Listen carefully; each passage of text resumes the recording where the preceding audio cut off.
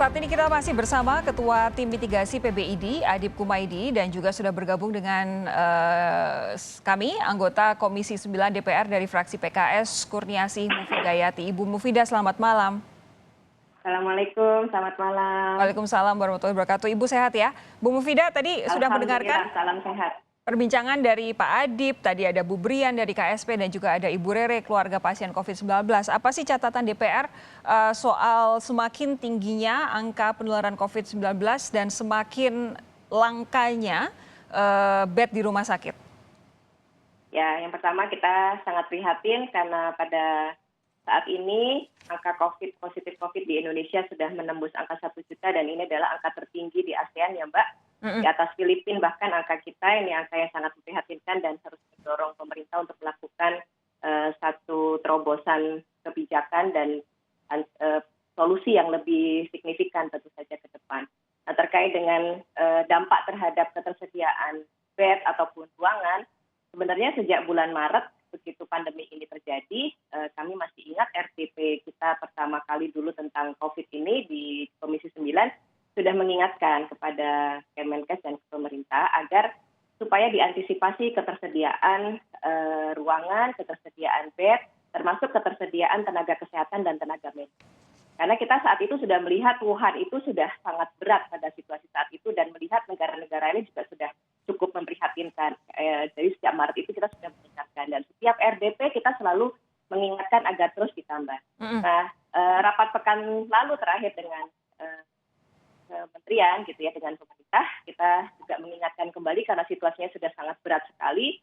DKI Jakarta sudah 70% mungkin ya, Dr. Adip nih yang mungkin lebih tahu datanya, sudah di atas 70% ya ruangan-ruangan. Karenanya kita sudah meminta kepada pemerintah, mendorong dan mendesak kepada pemerintah Komisi 9, dan ini masuk dalam laporan singkat rapat Komisi 9 agar segera menambah ketersediaan ruangan-ruangan dan juga bed ya yang dibutuhkan oleh pasien COVID-19 ini dan juga untuk pasien non COVID-19.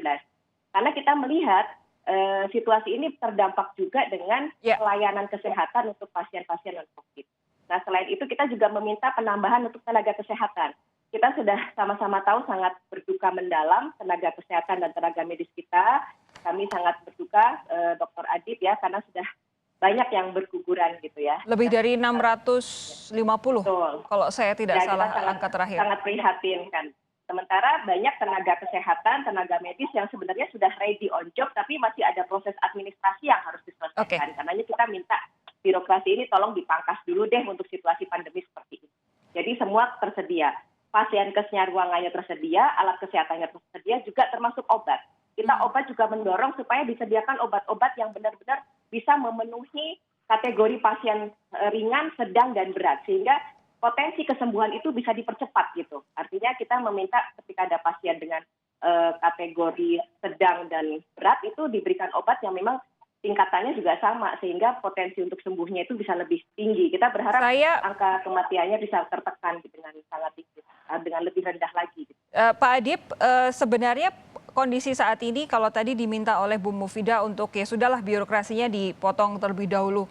Apakah dengan menempatkan tenaga kesehatan yang baru lulus misalkan itu juga jadi jadi solusi yang pas di tengah pandemi yang sebesar COVID-19 ini?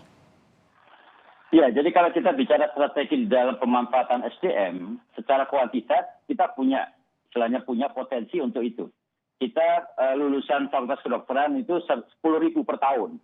Dan saat ini seperti yang disampaikan Bu Mufidah tadi, ada juga kelompok teman-teman adik-adik kami yang saat ini masih di dalam satu proses kesulitan karena ujian kompetensi.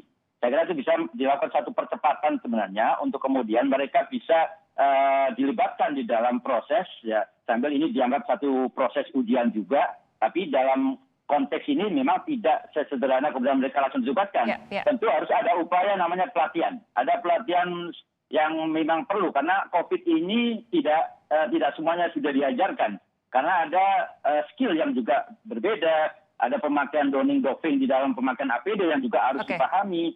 Ya, itu yang saya kira perlu ada pelatihan-pelatihan khusus, terutama nanti di dalam perawatan-perawatan di ruang isolasi dan di ruangan HCU atau ICU.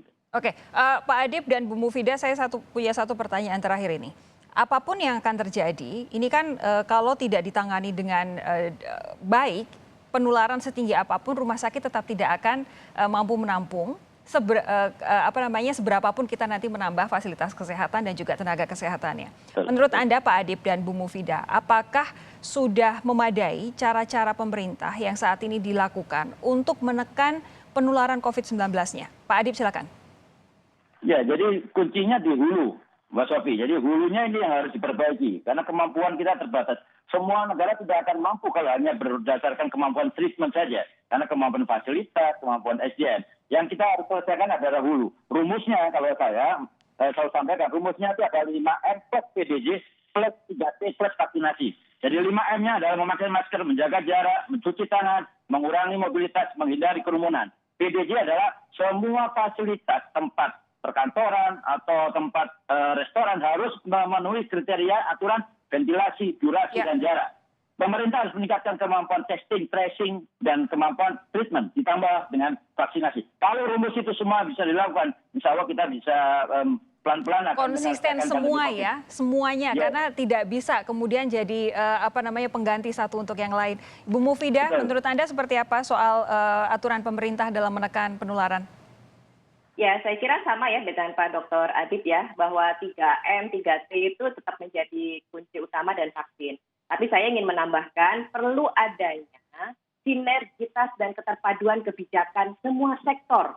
Tolong ego sektoral masing-masing kebijakan ini dijadikan satu pintu. Jangan nanti satu kebijakan berkata A, nanti satu kebijakan berkata B. Nah, ini akan saling kontradiktif. Jadi kita menambahkan saja dari apa yang disampaikan oleh Pak Dr. Adip, kita perlu ada satu kebijakan yang memadukan dari urusan hulu sampai dengan hilir terkait dengan mitigasi pandemi COVID-19 ini. Oke, Bu Mufidah terima kasih, Pak Adip juga terima kasih. Sehat terus untuk Anda berdua. Salam buat teman-teman tenaga kesehatan. Semoga tetap semangat dan tetap sehat dalam membantu masyarakat menghadapi pandemi ya.